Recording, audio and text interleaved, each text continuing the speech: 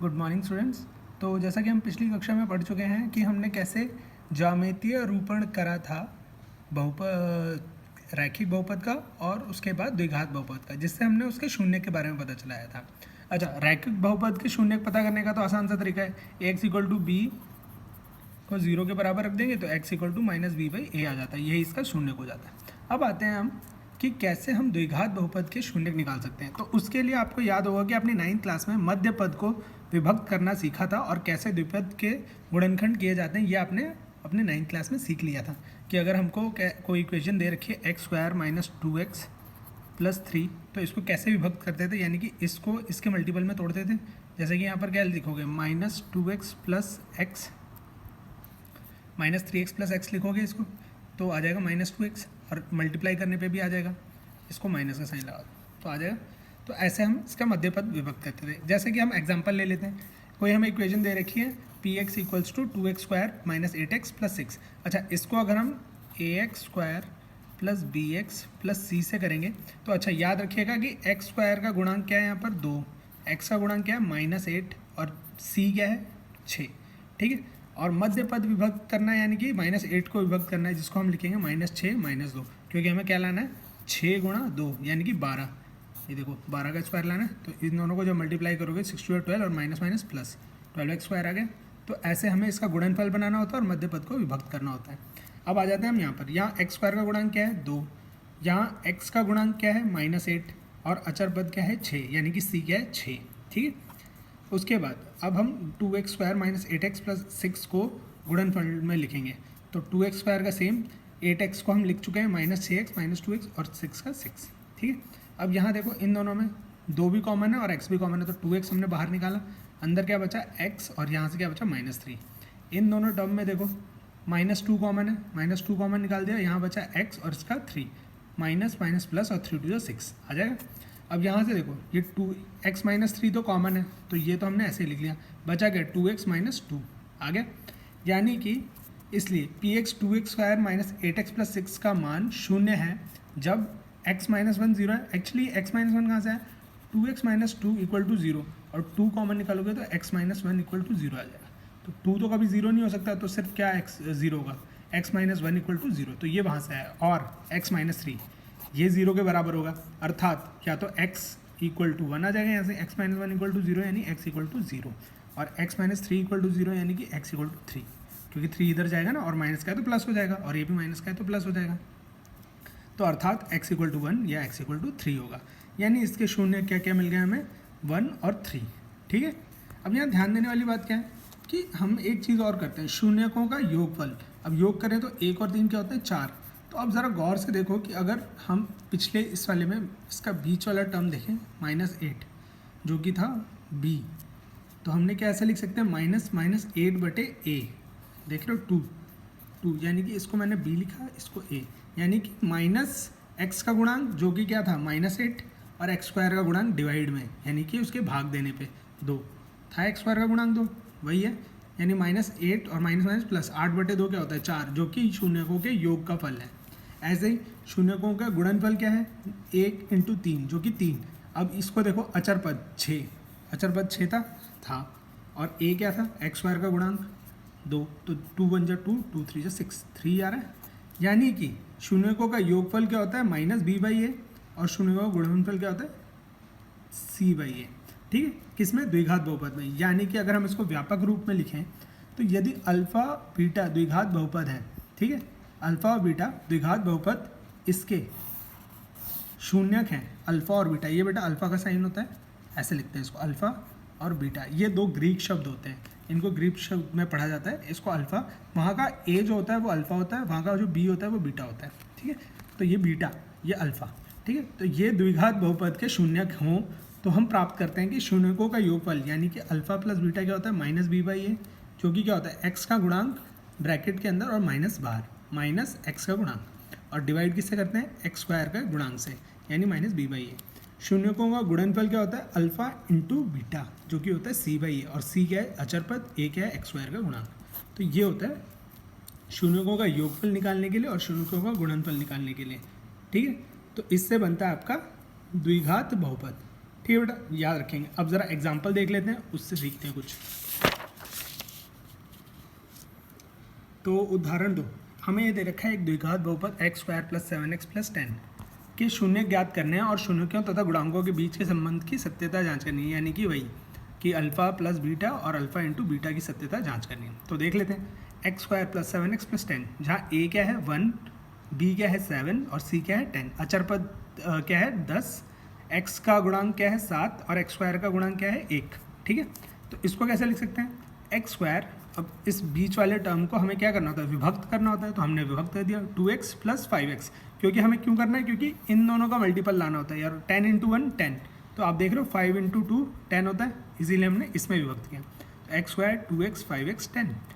अब इन दोनों में से x कॉमन आ सकता है, यानी x + 2, और इन दोनों में से 5 कॉमन दिख रहा है, तो 5 आ गया x + 2।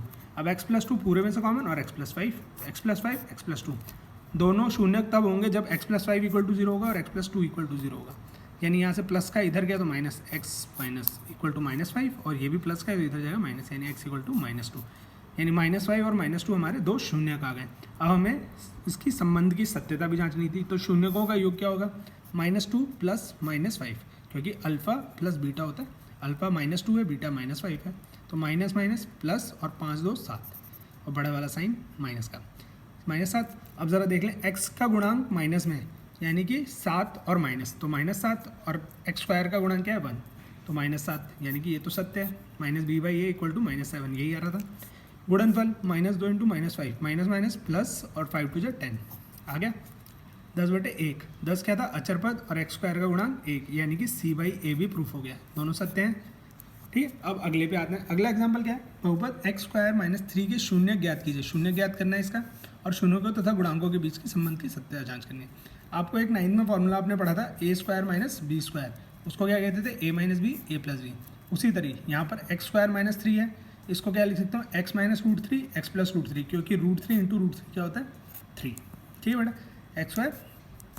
तो अब देख लेते हैं, x² - 3 का मान शून्य तब होगा जब x = 0 होगा और ये भी =0 होगा। ये माइनस का है तो इसलिए +√3, और ये प्लस का है तो इसलिए -√3, यानी x = √3 और x = -√3 दो इसके शून्य का आ गए। अतः x² - 3 की शून्य क्या गए, √3 और -3। अब शून्यों का योगफल √3, यानी अल्फा प्लस बीटा, एक प्लस का और एक माइनस का कैंसिल, तो 0 आ गया। यानी x का गुणांक रखो और x² का गुणांक, x का गुणांक कोई है ही नहीं, तो यानी 0, और x² का गुणांक है 1, तो 0/1 0 ही होता है, तो यानी ये तो प्रूफ हो गया। शून्यों का गुणनफल यानी अल्फा इंटू बीटा, तो √3 × -√3, √3 × √3 3 और माइनस का साइन। ठीक है, अचर पद क्या है, देखो -3 है, -3 है, प्रूफ हो गया। c/a भी प्रूफ हो गया। ठीक है, अब आते हैं हम अपने अगले एग्जाम्पल उदाहरण 4 पे। उदाहरण 4 में एक द्विघात बहुपद ज्ञात करना है। अब तक हम द्विघात बहुपद से शून्य ज्ञात कर रहे थे, अब हमें द्विघात बहुपद ही ज्ञात करना है, जिसमें हमें क्या क्या दे रखा है, शून्यकों का योग यानी कि अल्फा प्लस बीटा गिवन है, और गुणनफल यानी अल्फा इंटू बीटा भी गिवन है। ठीक है, इससे हमें क्या बनाना है, हमें बनाना है द्विघात बहुपद। और द्विघात बहुपद हम जानते हैं स्टैंडर्ड फॉर्म क्या होती है, ax² + bx + c, जहाँ a ≠ 0, और इसके शून्य क्या है, अल्फा और बीटा, जो कि हमें दे रखे हैं। ठीक है, तो अल्फा प्लस बीटा कितना दे रखा है, -3 दे रखा है, शून्य का योगफल, और वो क्या होता है -b/a, और उसमें b क्या होता है, x का गुणांक, और a क्या होता है x² का गुणांक, और अल्फा बीटा क्या दे रखा है 2, c/a, c क्या होता है अचर पद, और a क्या होता है x² का गुणांक। यदि अब यहाँ आप देखिए, यहाँ नीचे कुछ नहीं है यानी 1, यहाँ भी नीचे कुछ नहीं है 1, तो a को मान लिया जाए 1, तो b क्या होगा -3 और c क्या होगा 2 आ गया, क्योंकि दोनों में एक चीज़ कॉमन आ गई ना, a भी 1 है यहाँ पर भी, तो अगर मान लेते हैं तो ये दोनों आ जाएंगे। ठीक है, तो अब इससे हम क्या बनाएंगे, क्योंकि अब हमने यहाँ b -3 क्यों नहीं लिया, क्योंकि हमारा क्या होता है -b/c तो होता है, तो ये वाली चीज़ होती है, तो हमने 3 ले लिया। तो ये थी एक द्विघात बहुपद जिसमें दी गई शर्तें संतुष्ट होती हैं, वो क्या होगा, x² + 3x + 2। ठीक है बेटे, यहाँ पर एक चीज़ और नोट करने वाली है कि सिर्फ यही इसका सोल्यूशन नहीं होगा। आप अगर k × x² + 3x + 2 करेंगे, वो सारे जो k की वैल्यू होगी वो सारे k इसको सेटिस्फाई करेंगे, और ये सारे इसको, यानी कि k × अब k यहाँ पर कोई भी वैल्यू हो सकती है, कोई भी प्राकृत संख्या हो सकती है। ठीक है, उससे प्राकृत भी कह सकते हैं, और साथ साथ प्राकृत क्या, वास्तविक संख्या। जिससे इसके खूब सारे सॉल्यूशन हो सकते हैं, ठीक। पर हमने यहाँ पर एक बना लिया x square plus 3x plus 2, ये तो हो गई, ठीक है। अब यहाँ पर एक चीज़ और, हमें पढ़ना तो नहीं है लेकिन जानकारी रखना बहुत ज़रूरी है, क्योंकि अब आप 10th क्लास में आ गए हैं तो जितनी जानकारी आपके पास हो ज़्यादा अच्छा है। तो यदि अल्फ़ा और बीटा, अभी तक हम द्विघात बहुपद में पढ़ चुके थे कि दो क्या होते हैं, शून्यक होते हैं। तो अल्फ़ा बीटा और गामा, बेटा इसे कहते हैं गामा, ये भी एक ग्रीक शब्द है, इसको कहते हैं अल्फ़ा, इसको कहते हैं बीटा और इसको गामा, ठीक है। अल्फ़ा बीटा गामा अगर त्रिघात बहुपद, अब आ गए हम त्रिघात बहुपद का स्टैंडर्ड फॉर्म क्या होता है, ये ax³ plus bx² plus cx plus d, जिसमें x³ का गुणांक क्या होता है a, x² का गुणांक होता है b, x का गुणांक होता है c और d अचर होता है। तो इसमें शून्यक, अगर अल्फ़ा बीटा गामा शून्यक हो तो हम इसके योगफल कैसे देते हैं, alpha plus beta plus gamma जो होता है वो -b/a है, देख रहे हो आप, x² का गुणांक और x³ का गुणांक नीचे। उसके बाद सबका गुणनफल का योग alpha into beta plus beta into gamma plus gamma into alpha क्या होता है c/a, यानी x का गुणांक बटे x³ का गुणांक, और तीनों के गुणनफल का योग क्या, गुणनफल क्या होता है -d/a, यानी कि अचर और a क्या, ठीक है। बेटा ये जानकारी के लिए जानना है, वैसे तो आप लोगों के कोई क्वेश्चन नहीं है एक्सरसाइज में, बट एग्जाम में कभी कभी पूछ लिया जाता है, क्योंकि आपको त्रिघात बहुपद के बारे में पता होना चाहिए। तो उनके तीनों का योग, तीनों के योग का गुणनफल और तीनों के गुणनफल, ठीक है बेटा। तो इसका एक उदाहरण देख लेते हैं। वैसे तो ये आपके एग्जाम पॉइंट ऑफ व्यू से नहीं है, आपके एग्जाम में नहीं आएगा, लेकिन फिर भी एग्जाम्पल देख के आप सीख लीजिए कि है क्या चीज़।